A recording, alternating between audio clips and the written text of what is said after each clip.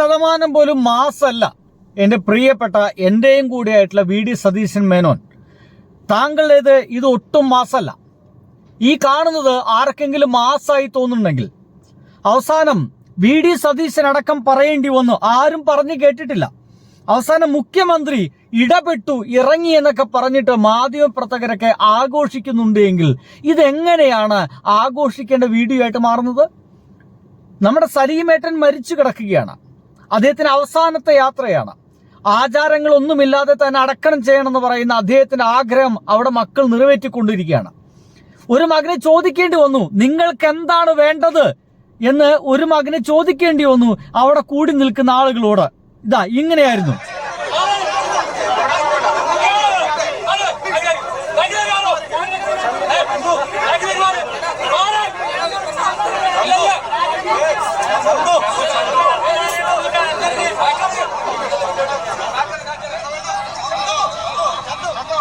കണ്ടില്ലേ, എന്താണ് ഇവന്മാർക്കൊക്കെ വേണ്ടത് എന്നുള്ള ചോദ്യം ചോദിക്കേണ്ടി വന്ന ആ പാവം മനുഷ്യന്, ആ ഒരു ചെറുപ്പക്കാരന്.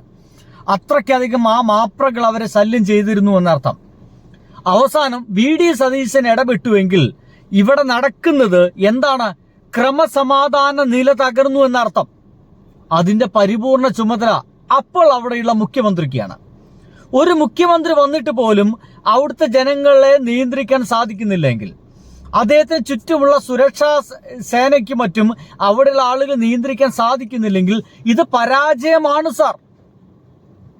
താങ്കൾ അവിടെ ഒച്ചെടുത്ത് പറയുമ്പോഴും അവിടുത്തെ ആളുകൾ നീങ്ങി പോകുന്നില്ലെങ്കിൽ ഇത് പരാജയമാണ് സാർ.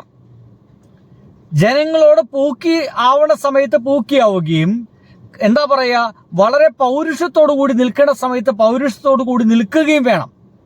അപ്പോഴാണ് ഒരു നല്ല മുഖ്യമന്ത്രി ഉണ്ടാവുക എന്നാണ് എനിക്ക് തോന്നിപ്പോകുന്നത്.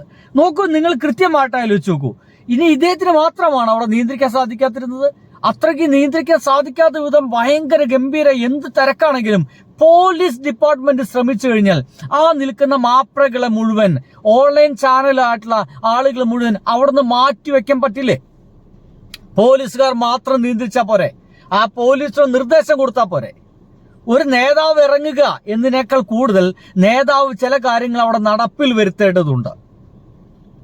അവിടെ നിയന്ത്രിക്കേണ്ടത് മുഖ്യമന്ത്രിയല്ല, മുഖ്യമന്ത്രിയുടെ വാക്കുകൾ കേട്ടിട്ട് അവിടെയുള്ള പോലീസാണ് അവിടെ കാര്യങ്ങൾ നിയന്ത്രിക്കേണ്ടത്. പക്ഷേ അവിടേക്കൊന്നും എത്തിയിട്ടില്ല. അങ്ങനെയാണെങ്കിൽ അതിനെ പരാജയം എന്നല്ലാതെ എനിക്ക് വേറെ വാക്കുകൊണ്ട് ഒന്നും പറയാൻ സാധിക്കുന്നില്ല സുഹൃത്തുക്കളെ.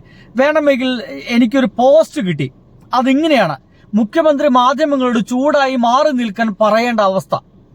സലീം കുമാറിന്റെ മകൻ ചന്തു മാധ്യമങ്ങളോട് പൊട്ടിത്തെറിക്കുന്നു. അതായത് മുഖ്യമന്ത്രി ഈ ജനക്കൂട്ടത്തെ നിയന്ത്രിക്കേണ്ട അവസ്ഥ വന്നു എന്ന്. എങ്കിൽ അത് പോലീസിന്റെ വീഴ്ച മാത്രമാണ്, പോലീസിന്റെ വീഴ്ചയാണ്. ഇവിടെ മുമ്പിൽ തിക്കും തിരക്കും ഉണ്ടാക്കിയ സാധാരണക്കാരല്ല, മാധ്യമങ്ങളാണ്. അത് ആദ്യമേ നിയന്ത്രിക്കേണ്ടത് പോലീസായിരുന്നു. പ്ലാനിങ് വേണം, കൃത്യമായി പ്ലാനിങ് ഇല്ലായ്മയാണ്. കുറച്ച് ദിവസങ്ങൾ മുമ്പാണ് നടൻ അജിത്തിന്റെ അമ്മ മരിച്ചത്. മുഖ്യമന്ത്രി വിജയ് വരെ എത്തിയിരുന്നു. റോഡിലായിരുന്നു ഈ പറയുന്ന മാധ്യമങ്ങളുടെ സ്ഥാനം. ഇതിൽ പറയുന്ന സിനിമക്കാരും കുടുംബക്കാരും മാധ്യമങ്ങൾ വേണ്ട എന്ന് തീരുമാനം എടുക്കണമായിരുന്നു. എന്നാൽ മാത്രമേ പോലീസിനും അതുവഴി പ്രവർത്തിക്കാൻ സാധിക്കൂ, അല്ലേ? ഇനിയെങ്കിലും ഇന്നു മുതൽ ഇതൊരു പാഠമായിരിക്കണം. സെലിബ്രിറ്റീസിലെ ആളുകളൊക്കെ മരിക്കും, നമ്മളെല്ലാവരും മരിക്കും. സങ്കടകരമായ കാര്യമാണ്, അതീവ ദുഃഖകരമായിട്ടുള്ള കാര്യമാണ്. ചന്തുവിനൊക്കെ അവൻ നഷ്ടപ്പെട്ടത് അവന്റെ ഏറ്റവും പ്രിയപ്പെട്ട അച്ഛനാണ്. നമുക്ക് അദ്ദേഹം ഒരു നല്ല നടനായിരിക്കാം, കോമഡി കഥാപാത്രമായിരിക്കാം, എന്തൊക്കെ തന്നെ ആയിരിക്കും, ഇഷ്ടപ്പെട്ട വ്യക്തിയായിരിക്കും. പക്ഷേ അവർക്ക് നഷ്ടപ്പെട്ടത് അവരുടെ അച്ഛനാണ്. ആ സമയത്ത് അവർക്ക് വേണ്ട എല്ലാ കാര്യങ്ങളും ഒരുക്കി കൊടുക്കേണ്ട ആ സമയത്ത് അവിടെ ഈ മാപ്രകളുടെ തിരക്കാണ്.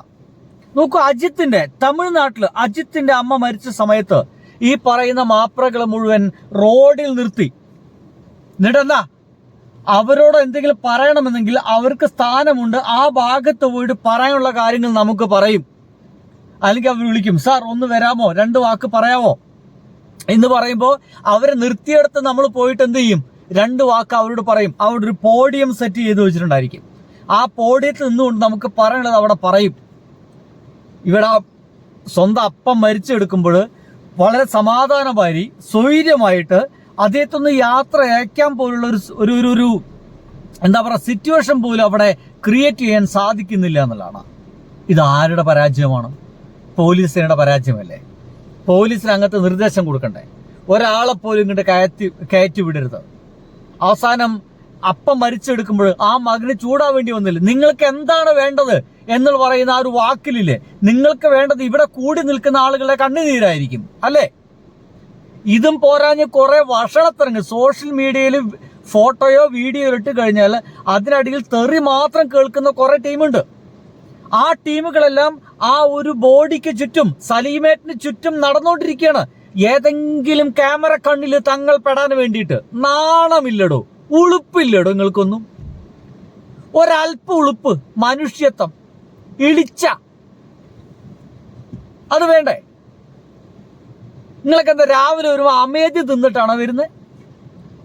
ഈ പറയുന്ന ഈ എന്താ പറയുക, സോഷ്യൽ മീഡിയയിൽ എന്താ പറയുക, ഇളിച്ചായിട്ട് പലവിധ വേഷങ്ങളും കെട്ടിയിട്ട് നാട്ടുകാരെ തെറും കെട്ടി നടക്കുന്ന കുറെ ടീമുകളുണ്ടെന്ന്.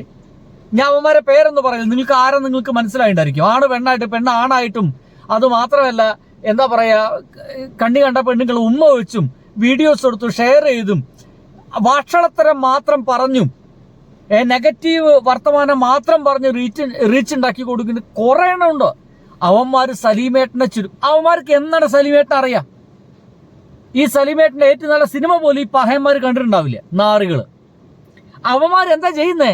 ഈ ഒരു സലീമേട്ടൻ കെടുക്കുന്നതിന് ചുറ്റും നടന്നുകൊണ്ടിരിക്കുക. എന്തിനാ? ആയിരക്കണക്കിന് ക്യാമറകളുണ്ട്. ഏതെങ്കിലും ചാനലിലെ ക്യാമറകൾ ഞാൻ കരയുന്നത് പെടണം, ഞാൻ സങ്കടപ്പെടുന്നു പെടണം. കണ്ണുനീരെന്ന് പറയുന്നത് ഫേക്ക് കണ്ണുനീരാണെന്നേ. ഒരു പക്ഷേ ഗ്ലിസറിനൊക്കെ കൊടുന്നുണ്ടായിരിക്കും. അതൊക്കെ വാരി തേച്ചുണ്ടാക്കിയ കണ്ണുനീരുമായിട്ട് നടക്കുന്ന എത്ര എണ്ണമാണ് അവിടെ ഉള്ളതെന്ന് അറിയാമോ? വൃത്തിയായിട്ടവന്മാര്. ഇവന്മാരൊക്കെ ഒന്ന് ഒഴിവാക്കണ്ടേ അവിടുന്ന്? അത് പോലീസ് ചെയ്യേണ്ടതായിരുന്നു. പക്ഷെ അത് ചെയ്തില്ല. അവസാനം മുഖ്യമന്ത്രിക്ക് ഇടപെടേണ്ടി വന്നു പറഞ്ഞിട്ട് ഭയങ്കര ഹൈപ്പ് ഇട്ടിട്ട് VD സതീശൻ ഷൗട്ട് ചെയ്ത ജനങ്ങളോട്.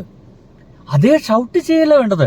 ആ സ്ഥാനത്ത് പിണറായി വിജയനായിരുന്നെങ്കിലോ? നിങ്ങൾ അങ്ങനെ ഒന്ന് മാറി ചിന്തിക്കുക. പിണറായി വിജയനായിരുന്നു അവിടെ ഉണ്ടായിരുന്നെങ്കിൽ ഒരൊറ്റ നോട്ടമാണ് പോലീസുകാരോട്, അവരെ നിയന്ത്രിക്കൂ, മാറ്റൂ എന്ന് പറഞ്ഞ സെക്കൻഡുകൾക്കുള്ളിൽ. ഒരു സംശയം എനിക്കില്ല. അറ്റ്ലീസ്റ്റ് അദ്ദേഹത്തിന് ഒരു നോട്ടം മതിയാവും. അവിടുന്ന് മാപ്രകൾ അവിടുന്ന് അകലേക്ക് മാറി നിൽക്കാൻ. അത് സാധിക്കുന്നില്ലെങ്കിൽ എൻ്റെ പൊന്നു സുഹൃത്തുക്കളെ, അതിനെ പരാജയം എന്നല്ലാതെ വേറെ വാക്ക് വെച്ചിട്ടൊന്നും എനിക്ക് പറയാൻ സാധിക്കുന്നില്ല. എന്തായാലും ഈ പറയുന്ന ഈ ഒരു ഈയാമ്പാറ്റകളെ പോലിരുന്ന ഇത്തരം മാപ്രകളെ, ഈ മൊബൈൽ തൂക്കി അടക്കുന്ന എന്താ പറയുക, അവരെന്താ പറയുക, നമ്മൾ ആ ഒരു ടീമിനെ